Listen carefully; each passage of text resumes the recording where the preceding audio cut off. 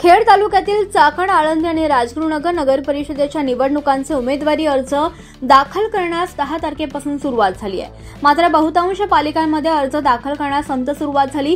त्यानंतर शुक्रवारी 21 नोव्हेंबर रोजी मोठ्या संख्येने उमेदवारी अर्ज दाखल करण्यास सुरुवात झाली आहे। पुढील शनिवारी आणि सोमवारी अखेरच्या 2 दिवसात मोठी गर्दी होण्याची शक्यता आहे। खेड तालुक्यात नगर परिषद निवडणुकीत संथ सुरुवात झाली।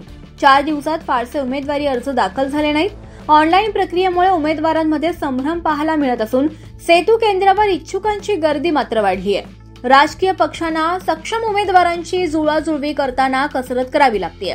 उमेदवारी निश्चित बाबत झालेल्या गोंधळानं अर्ज दाखल करण्यास संथ सुरुवात झाल्याचं चित्र पाहायला मिळत होतं।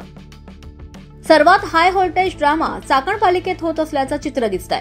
एकमेकांचा एक उमेदवार आणि प्रमुख कार्यकर्ते आपल्याकडे ओढण्याची स्पर्धा दिसून येते। शेवटच्या क्षणी उमेदवारीमध्ये बदल होण्याची शक्यता चाकणसह आळंदी आणि राजगुरुनगर अशा तिन्ही पालिकांमध्ये निर्माण झाली आहे। बहुतांश राजकीय पक्षांनी एकला चलोरेचा सूर आळवला असल्याचं चित्र सध्या तरी पाहायला मिळतंय।